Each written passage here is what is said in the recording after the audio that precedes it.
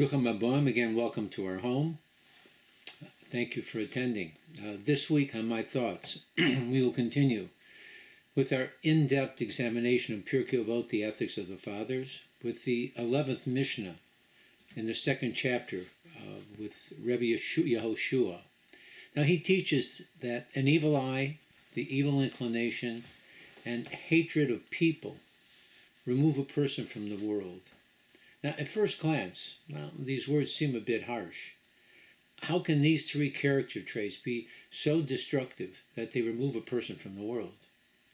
The commentaries explain that Rabbi Yeshua is speaking not only of physical life, but about the quality and purpose of life itself.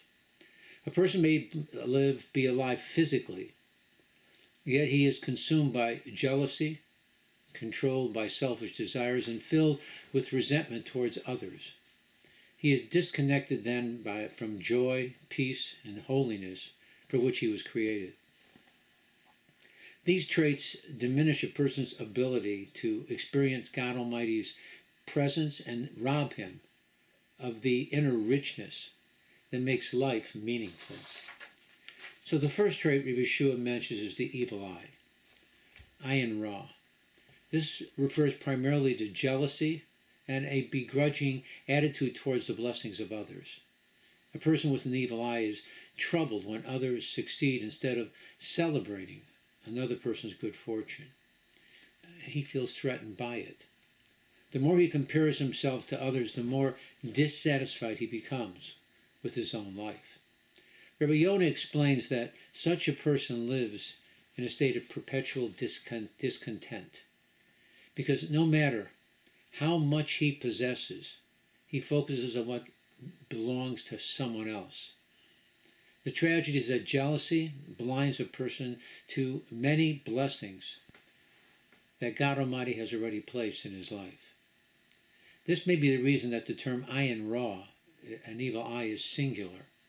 When a person looks only with one eye, they only see themselves, their wants, their desires.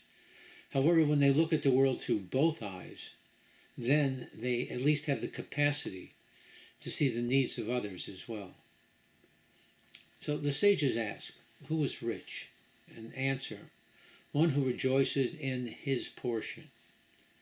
True wealth is not measured by possessions, but rather by contentment. Two people may have identical resources. One feels rich, while the other feels poor. The difference lies not in what they own, but in how they view their blessings. The evil eye prevents gratitude, and without gratitude, there can be no lasting happiness. The Hasidic masters teach that every blessing another person receives is evidence that God's kindness is flowing into this world. When we rejoice in another person's success, we become partners with God in that blessing. The Holy Baal Shem Tov taught that a generous heart opens the channels of divine abundance, while jealousy closes them. A person who can sincerely celebrate the accomplishments of others develops a larger soul and a broader heart. Such a person experiences life differently because he sees God's goodness everywhere rather than viewing the world as a sort of competition. Rabbi Yeshua next warns about the evil inclination, what we call the Yetzer Hara. The Yetzer Hara is often misunderstood. It is not merely the impulse to commit obvious sins. More often than not, it is a subtle voice that encourages delay, compromise, complacency, and self-centeredness. It whispers, you can do that mitzvah tomorrow, or you can study later. You deserve this indulgence, or just this one time. It doesn't matter. The battle is rarely dramatic. It takes place quietly within one's heart each and every day. The Talmud teaches us that every morning a person awakens to a new and fresh struggle between his higher aspirations and his lower desires. Yet Judaism views this struggle, amazingly, as a gift, since without challenges, there can be no growth. Just as muscles become stronger through resistance, the soul becomes stronger through overcoming temptation. Every time a person chooses holiness over convenience, generosity over selfishness, or discipline over impulse, he strengthens his spiritual character. The Arizal explains that every soul descends into this world with their own unique mission. The struggles a person encounters are not accidents. They are opportunities for growth and refinement. Hidden within every challenge are sparks of holiness waiting to be elevated. When a person resists temptation and chooses what is right, he reveals a divine light that would otherwise have remained concealed. Seen in this way, life struggles become opportunities rather than obstacles. The Talmud in the Tractate of Brachos states that the Yetzer Hara, the evil inclination, resembles a mosquito. So what's the connection? Ma'aminov Hanetzach answers, all efforts to chase a mosquito away will not deter it from coming back. The same is true of the Yetzer Hara. As much as one chases it away and refuses to listen, well, it still continuously returns, seeking out a way to suck a person's blood. The third trait Rabbi Yeshua identifies as hatred of people, what we call sinat habriot. Significantly, he does not say hatred of evil actions, because the Torah requires us to oppose wrongdoing when necessary. Rather, Rabbi Yeshua warns against hatred of human beings themselves.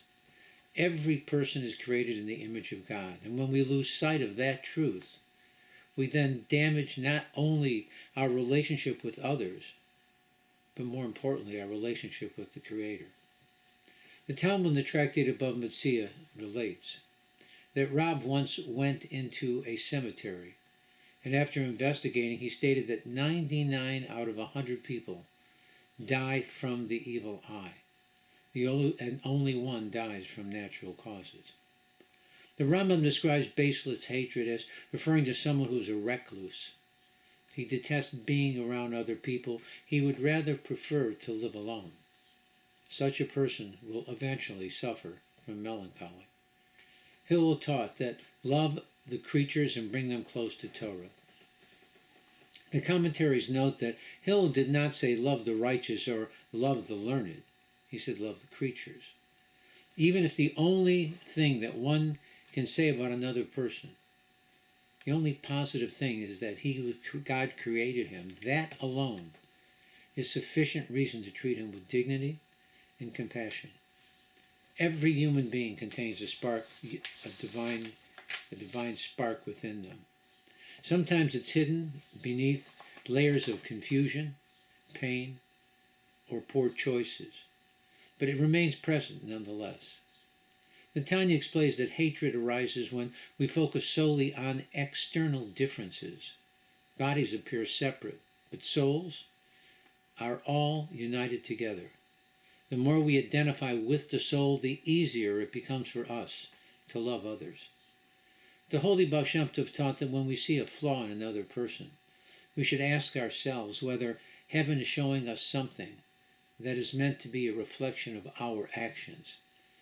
This approach transforms judgment into self-reflection and resentment into growth. These three traits correspond to three essential relationships. The evil eye corrupts our relationship with the blessings given to others. The evil inclination corrupts our relationship with ourselves. Hatred corrupts our relationship with other people.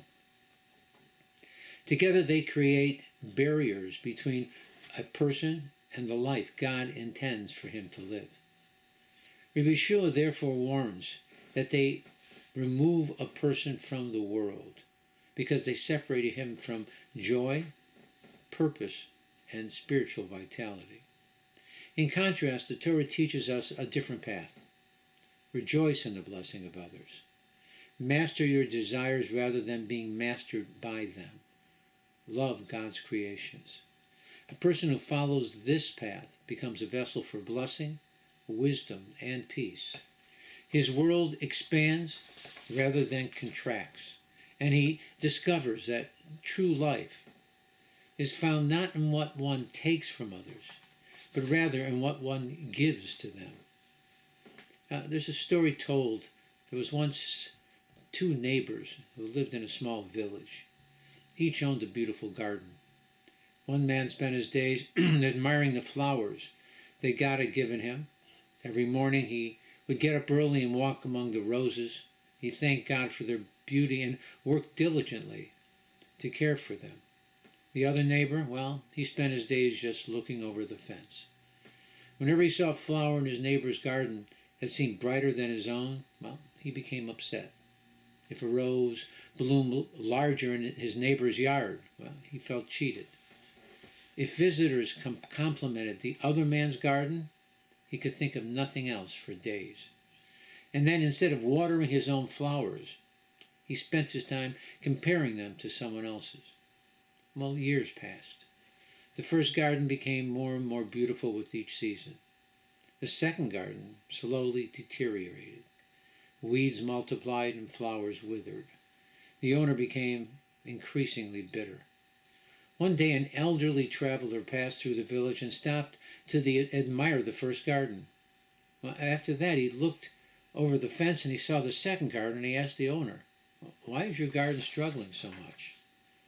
The man immediately pointed to his neighbor's yard and began listing all the reasons why it was unfair that his neighbor's garden looked better than his. Well, the traveler listened patiently, and then he replied, "My friend, your neighbor spends his days tending his flowers. You spend your days counting his." These words made a deep impression on him. For the first time in his life, he realized that his problem was not his neighbor's garden. His problem was that he had neglected his own. His jealousy had stolen years of joy from his life. His resentment had consumed energy that could have been used to cultivate beauty instead of disappointment and anger. The next day he began pulling weeds. He watered the soil, he planted new seeds. Most importantly, he stopped looking over the fence. Months later, flowers began to bloom again. His garden was now thriving. One evening, he stood beside his neighbor, and together they admired both gardens. The man with the beautiful garden asked his neighbor, "When did your flowers become so beautiful?" His neighbor smiled and answered, "Around the time I stopped fixating on yours." So bottom line, that is Rabbi Yeshua's lesson.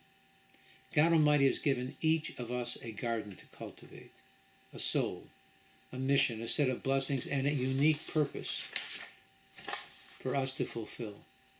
The evil eye tempts us to stare over the fence. The evil inclination tells us not to do the work. Hatred causes us to resent those around us. But when we focus on our own growth, rejoice in the success of others, and remember that every person is created in the image of God Almighty, then our souls begin to blossom. And in helping our own garden flourish, somehow we help make the entire world more beautiful and radiant. I hope you found this lecture interesting and informative.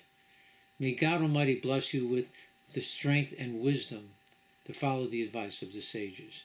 And next week, God willing, we will continue with the 12th Mishnah in the 2nd chapter.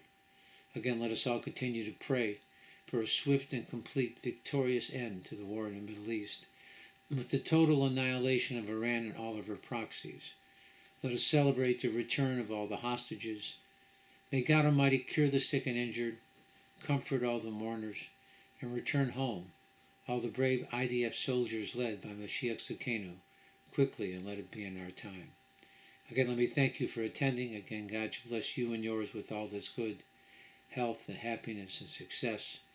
And again, pray for the world. Please make sure that you push the like button. If you haven't yet, please subscribe. And again, share with your friends. It's something that's a front burner today. Mashiach's around the corner. What we need is one more prayer, one more request, one more mitzvah.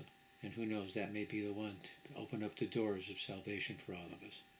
God bless and be well. Again, thank you for listening and attending. Shabbat Shalom.